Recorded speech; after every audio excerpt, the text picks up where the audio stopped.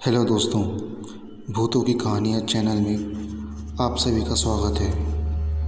अगर आपने इस चैनल को अभी तक सब्सक्राइब नहीं किया है तो सब्सक्राइब कर लें। तो चलो बढ़ते हैं कहानियों की ओर। शमशान से गुजरते हुए एक आदमी घर जा रहा था। पूरे दिन की काम की थकान को सर पर लिए वो सोच रहा था कि क्यों ना कुछ समय इस शमशान में गुजारे। वो यह सोच रहा था कि तभी उस शमशान की देखभाल करने वाला इंसान उस आदमी को अपने पास बुलाने लगा। वो आदमी उस केयर टेकर की ओर देखते हुए वहाँ जाने लगा और उससे बात करने लगा। उस केयर टेकर ने बातों ही बातों में बताया कि वो इस शमशान में पिछले 8 सालों से है। तो वो आदमी बोला, आपको डर नहीं लगता है, बल्कि आप तो यहाँ कई रात तक रहते हो, तो आपको रात को भी डर नहीं लगता है क्या? केयर टेकर उस आदमी की बात को सुनकर हंसते हुए कहने लगा, साहब, डर तो जिंदा इंसानों से लगता है, मुर्दों से नहीं। उस केयर टेकर की बातों से ऐसा लग रहा था कि सालों से उसके साथ टाइम पास करने वाला इंसान अब जाके कहीं हाथ लगा था। वो आदमी उस केयर टेकर से विदा लेकर घर की ओर जाने लगा। इतने में वहाँ के निवासियों ने उस आदमी से पूछा कि आप वहाँ किससे बात कर रहे थे? कि तभी यह सुनकर वो आदमी बोला, मैं उस शमशान के केयर टेकर से बात कर रहा था। तो लोगों ने बताया कि वो केयर टेकर तो पिछले 8 साल पहले ही मारा जा चुका है। कुछ लोगों का तो यह भी कहना था कि वहाँ के भूतों ने मिलकर उस केयर टेकर को मारा है और अब उसका भूत वहाँ भटकता है। यह देखकर वो आदमी भौंचक्का रह गया। वो अगले दिन काम पर भी नहीं जा पाया क्योंकि उसे 4 दिन तक तेज बुखार रहा। लेकिन खुशी की बात तो यह थी कि वो आत्मा ने उसे कोई नुकसान नहीं पहुंचाया। 2 दोस्त रवि और रोहित कॉलेज में पढ़ने वाले लड़के थे। रोज़ की तरह बात करते करते उनकी भूत प्रेतों के अस्तित्व को लेकर बहस शुरू हो गई। रोहित भूतों को न मानने वालों में से था। रोहित हमेशा से कहता आ रहा था कि भूत नाम की कोई चिड़िया नहीं होती, लेकिन रवि भी एक ही रट पकड़े हुए था कि भूत होते हैं।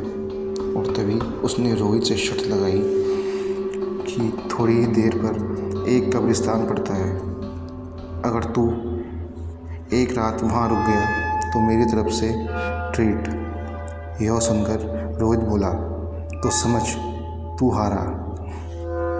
दोनों दोस्तों ने अपने घरों में यह कहा कि वे किसी की शादी में जा रहे हैं, तो घर वालों ने इजाज़त दे दी और कहा कि जल्दी आ जाना। दोनों बाइक पर निकले और कब्रिस्तान के गेट पर बाइक खड़ी करी, लेकिन अंदर तो रोहित को जाना था।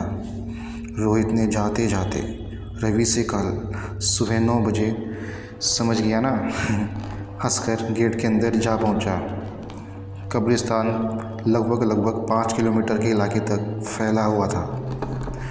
रोहित सोचने लगा कि एक रात बिताने की तो बात है, क्यों ना पूरे शमशान घूम लिया जाए।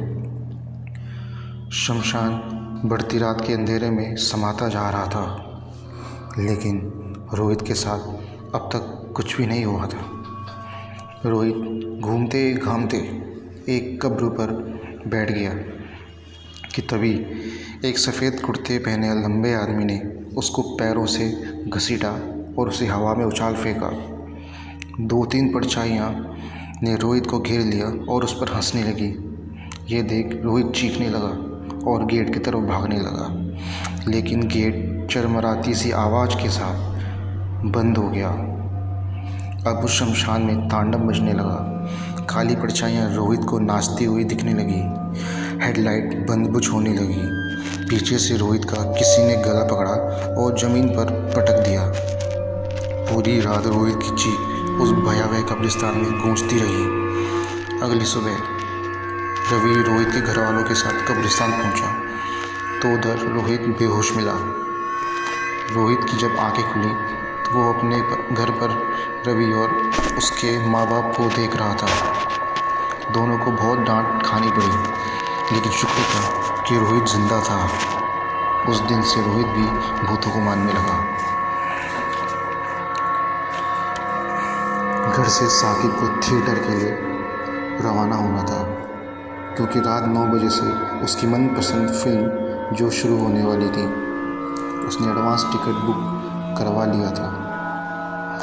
उस दिन अमावस की रात थी, लेकिन साकिब को कब्रिस्तान से गुजरने वाला शॉर्टकट रास्ता पता था। अब वो घर से निकलकर कब्रिस्तान के रास्ते से गुजरने लगा, लेकिन उसे कुछ भी अजीब नहीं लगा। पिक्चर 3 घंटे की थी और उसे पूरी देखकर वो 12 बजे फिर से अपने घर के लिए उसी कब्रिस्तान से गुजरने लगा। वो कुछ कदम चला था कि तभी 20-25 कदम की दूरी पर 4 से 5 औरतें उसे नाचती हुई दिखाई दी। साकिब ने ऊपर नज़र उठाई तो चांद आसमान से गायब था कि तभी उसे पीछे से चूड़ियों के खनकने की आवाज़ आई। अब साकिब की जान हलक में आ गई। उसने पीछे देखा तो कोई नहीं था। उसने आगे देखा तो उसके सामने वही औरतें खड़ी थी। यह देख साकिब कुछ कदम पीछे हटा, लेकिन वे औरतें भी आहिस्ता आहिस्ता उसके पीछे आ रही थी। वो घर की ओर जान बचाकर भागा। वो घर पर अकेला रहता था और चुपचाप सो गया। साकिब को सपनों में वही 4 औरतें दिखाई देने लगी जो उसे अपने पास बुलाती थी। पूरे दिन भर वो ठीक रहता, लेकिन रात होने पर वो सपने सोते हुए उसे फिर आने लगते। अब वो रात को सोने से डरने लगा था, लेकिन ऐसा कब तक चलता। उसने एक मौलाना को यह बात बताई तो मौलाना ने बताया कि वो चुड़ैलें हैं जो कि साकिब को मारना चाहती है। साकिब ने इसका कारण पूछा तो मौलाना ने बताया कि वो उस दिन अमावस थी और अमावस को कब्रिस्तान से गुजरना वर्जित होता है। लेकिन मौलाना ने कहा कि तुम चिंता मत करो, मैंने इन चुड़ैलों को कैद कर दिया है। उसने मौलाना को शुक्रिया कर घर वापस जा पहुंचा। तो दोस्तों, ये थी आज की कहानियाँ। उम्मीद है कि आपको पसंद आई होंगी। तो मिलते हैं अगली वीडियो में। धन्यवाद।